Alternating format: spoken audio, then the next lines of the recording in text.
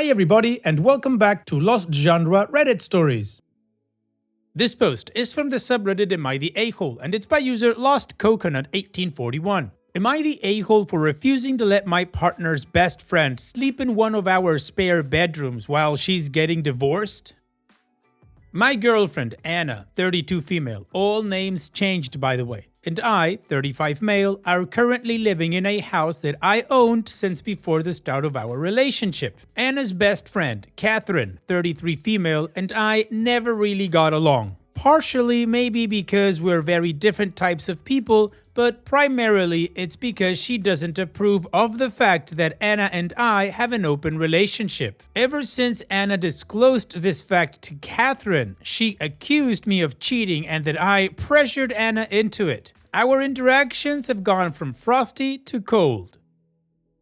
And just to set the record straight, it's not cheating. Cheating absolutely exists in open relationships. The thresholds are just set through discussion, and neither of us ever did anything that's against these agreed upon hard rules ever. Also, neither one of us pressured the other one. We just had a conversation early in our relationship why our previous relationships failed, and realized that both of us struggled with relationships getting routine. We weren't ready to mothball the thrill and excitement of meeting and dating new people yet. We're both not particularly jealous people. We decided to try a non-monogamous relationship and it worked well for us ever since. I also already tried explaining this to Catherine once or twice. So from my point of view, I did my due diligence to have a good relationship with her, but her perception of that might differ. Anyways, last week Anna had an unexpected emergency call from Catherine, and as it turns out, she's serving her hubby with divorce papers because he had a secret affair over the last few months. As a good friend does, Anna immediately invited her friend to stay at our place for a few weeks until things are sorted out. Catherine doesn't have family here, but we both have beds in our respective home offices, and so in her mind, it was the perfect solution.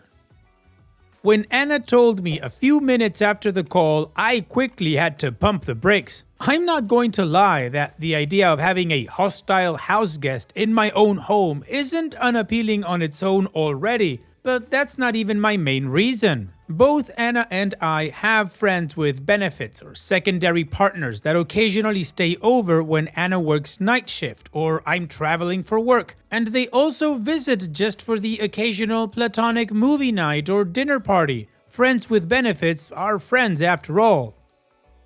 Now, having Catherine here would mean we'd either have to significantly scale back these relationships for an undetermined length of time or have them over anyways. But as I imagine, Catherine is probably even less tolerant towards perceived infidelity right now. That would probably just be a crappy to hostile experience for our other partners. Both of these things, to me, sound unfair towards me and our secondary relationships, as we always saw these as real relationships that deserve respect and consideration just as much as our relationship, with some increments of prioritization, of course. I told Anna that I don't want Catherine living here. Anna pretty much saw my reasoning right away, and given that I owned the house, apologized for her rushed invitation and called Catherine to take it back. But since then, the situation has gotten out of hand, to be honest. Our friends are pretty much split along the lines of, it's your house, and wow, you put Catherine on the streets just because of your side chicks? And Catherine kicked the conversation up an additional notch by insinuating that I'm trying to isolate Anna from her and just said no because I hate that they are friends. For the record, I never had a problem with their relationship, nor did I ever do anything to limit it. Anyways, I'm increasingly starting to wonder if my objection has been worth it and the right call, or if it's been unfair towards Catherine. So, am I the a-hole? Excuse me, OP, why do other people get to comment? No, you are not the a-hole. This is your house. Your girlfriend caught on right away that what she did was wrong. She shouldn't have offered in the first place. And then Catherine chiming in with her version as to why you don't want her in the house? No, that's just ridiculous. In my opinion, this has nothing to do with the lifestyle that you and your partner share and enjoy. You simply don't want to have to share your day-to-day with somebody who so openly doesn't like you, who's claiming now that you're trying to isolate your partner from her because you hate her. And all these other people chiming in to tell you how much you suck, how about they take in Catherine, huh? Honestly, OP, if I was in your shoes, I wouldn't worry about it anymore. You and Anna already talked about this, you're both on the same page, that's the end of the story. And what do you guys think? What is your judgment? Let me know in the comment section, and now let's move on to the community comments to see what they said. Alarming Reply 6286 says, you explained your reasoning to Anna and she agreed with your perspective. You both agreed to not host Catherine. The reason is not important. Why are other people involved? Catherine is an adult. She is able to resolve her own problems. Ask Anna to deal with Catherine's nonsense, not the a-hole. And OP responds, Catherine looped in additional friends against my or our will. I'd love to just let Catherine solve her own issues, but I'd feel much more comfortable if this situation is resolved, or at least pacified too. We disclosed our relationship status on basically a need-to-know basis, and my worry is that Catherine might actually make it known to people that don't know yet if she continues and this keeps spiraling, but that's a separate dilemma. Leaving for me says, not the a-hole. It should have been discussed with you prior to offering, but Anna seems pretty rational and course corrected. There are plenty of ways for Anna to support Catherine other than to bring this person into your home that judges you and does not accept your relationship. Your objection is worth it, as it sounds like if Catherine moves in for a term, she will serve to cause you problems and frustration. And OP responds, given how much she's already managing to do that from the outside, inviting her in is basically out of the question at this point. My idea for extending the olive branch would have been apologizing, maybe trying to find an apartment or a very short stay. And United Manor 20 says, not the a-hole, but show your partner this post. She is the one who agreed with you and she rescinded the offer. Her friend went nuclear and is bad-mouthing. Of course, you would not extend an invitation now given her behavior. Also, point out to your partner that her friend's behavior is what's going to isolate her and potentially cause more issues in the relationship. She needs to deal with her friend and tell her to stay in her own lane. She asked and was given an answer, and whether she likes it or not, she needs to quit getting other people involved.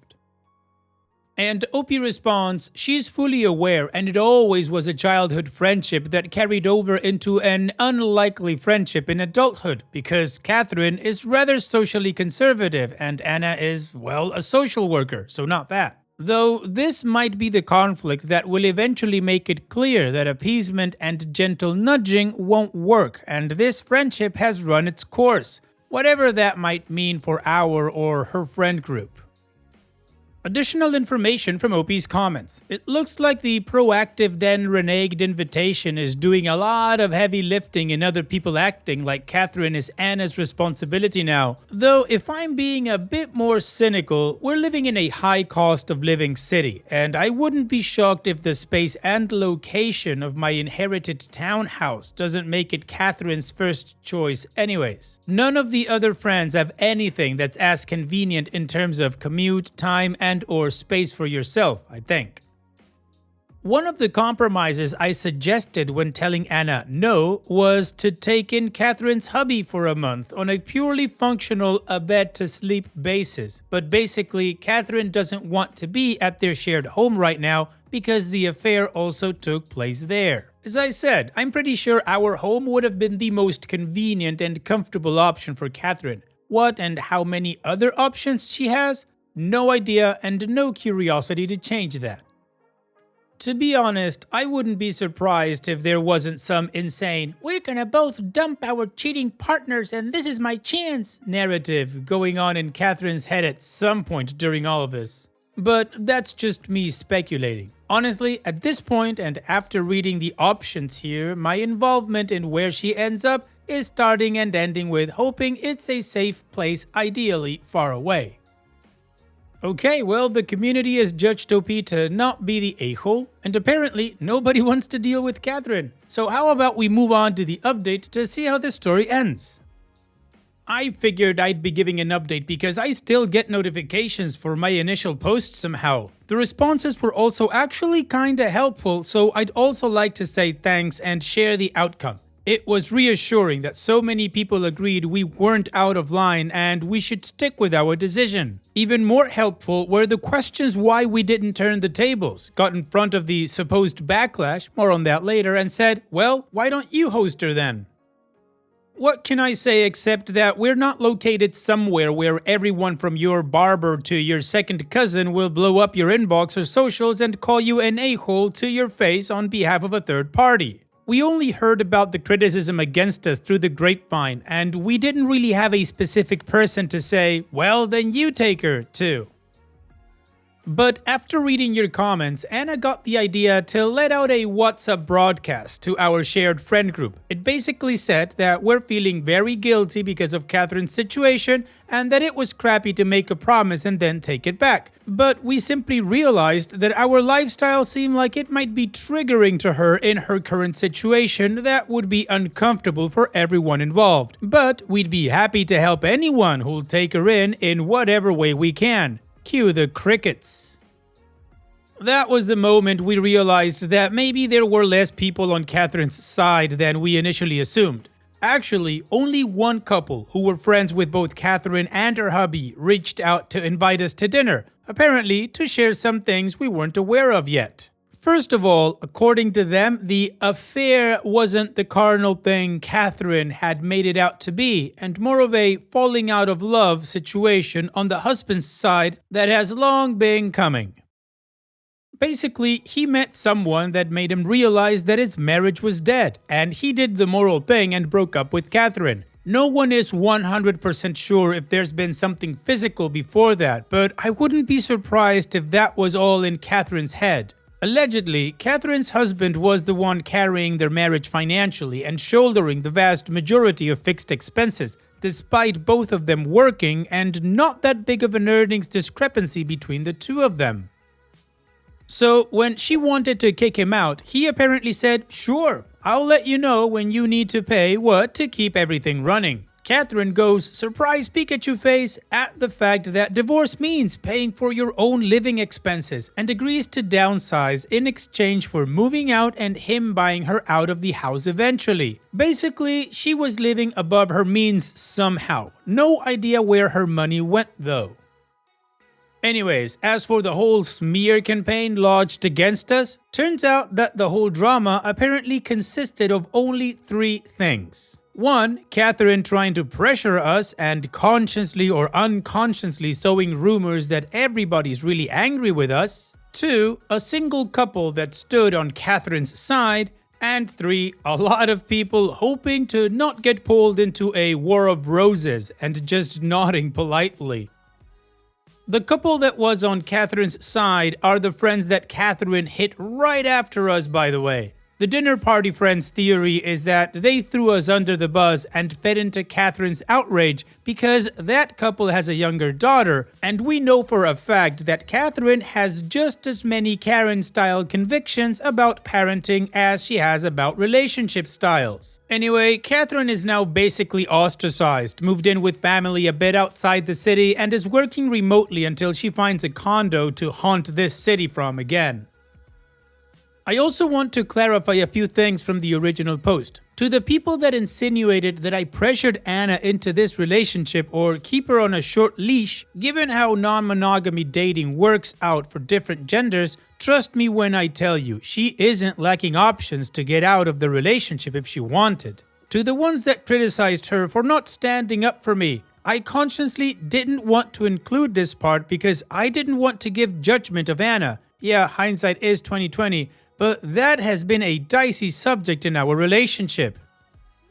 But after having Anna's explicit permission to share this here now, there's actually a lot of backstory with Catherine adopting a loner Anna into her friend group back in their school days. And Anna somehow still feeling like she needed to earn her place in the friend group or be thankful for Catherine. She's currently looking into going to therapy for that. Finally, I want to add a last bit of positive news coming out of this crap show. This whole fiasco made Anna and me talk through the whole someone else moving in topic. It's not really something we're gonna do in the near future, but Anna told me there's one person she's currently seeing with whom she might be eventually moving into that direction. And this time she asked me early if I'd be okay with her moving in with us somewhere in the future. Hinge not throuple for the people that speak Pali on here. I kinda like that Catherine would probably hate that this is the outcome of her whole tantrum, but other than that, I'm really happy things are mainly back to normal now. Well, OP, sounds like really nobody wanted to deal with Catherine, and it's a happy update for you and Anna. It's a good thing that Anna is working on getting over that feeling of owing Catherine anything. So on that note, here's wishing you two the best in the future. Thanks for sharing and take care. And now let's finish this video with a mood booster post. This post is from the subreddit Malicious Compliance, and it's by user ProperFact7866, Celebrity Karen. So, I'm a builder. I primarily do high-end custom homes, 1 to 4 million price range. I'm a female, 34, which isn't common in this industry, but I really love what I do and I'm fairly decent at what I do. In the past, my projects were primarily in rural areas on large ranches, but this particular project is in the middle of a large city, which means there are neighbors in close proximity, which is something new for me to deal with. The neighbors around this area are some of the worst entitled nasty people you can imagine, and one of them is a celebrity and his wife, we will call her B, who is also well known. I haven't personally had too much interaction with the couple. When B goes walking every morning, I smiled and waved, which I do with everyone because this is Texas, y'all, and she would always ignore me, which is honestly whatever. I'm not going to stop being kind because she is unfriendly. I honestly just started ignoring her. Anyway, my job site has been really busy the last year, and most of my subs park alongside the street in front of the house. We all park on one side, facing the proper flow of traffic. If someone happens to park on the other side of the street, the neighbors call the cops or the city building official. I find this incredibly annoying and childish, but whatever. I have my guys move and it's not a big deal. That being said, I stop my project every morning to line my guys out and check on work that's been done, make my lists, etc. Most of the time, I park on the very right side of B's property, which is just to the left of my project's construction drive, so my guys have parking in front of the project house. I am not there long, usually 2 to 3 hours. Then one day, I was outside the house and a woman approached me. I wasn't sure who she was, but apparently it was B's maid. She informed me that I needed to move my car, which was on the correct side of the public street, or B was going to call the cops. I looked at her and said there was nothing wrong with me parking there. The maid then proceeded to tell me that B was going to charge me $500 a day for parking in front of her house. I laughed and told the maid I didn't know they were that hard up that they needed to charge a parking fee for using the public street. I went ahead and called the police to get ahead of the situation. He informed me there wasn't anything B could do about me parking in front of her property, which I knew, but I could get a ticket for parking within 15 feet of a fire hydrant, which is on the property line between my project and B's house. The officer informed me I needed to be 15 feet away from the hydrant. I thanked him and he left. So I did end up moving my car. I took my measuring tape and measured out 15 feet, which put my car almost smack in front of B's house. I decided to park in front of her front sidewalk for 2 weeks after that. Every time she does something rude to me on the street, which happens more than I prefer, I park in front of her house just to piss her off. Honestly, if she had just come to me in the beginning and asked me nicely not to park in front of her house, I probably never would have again unless absolutely necessary. But the fact she was okay sending her help to threaten me really pissed me off. I don't like it when people think they are above you because they are well off. I know billionaires that have better manners than this chick. Well, OP, the rules say you need to be 15 feet away from the hydrant, and you were. And this person has nothing to say regarding you parking on the public street. Some people just have too much free time and they don't know what to do with it other than to bother other people. Man, go read a book. Thanks for sharing, OP. And that's it for today's video. Thank you so much for taking the time to watch it. Now, if you've gotten to this point in the video, I assume that you like these stories that I'm reading out. So here are a couple more that you might enjoy. And if you don't have any time to watch another story right now, save it for later. And also, don't forget to hit that subscribe button.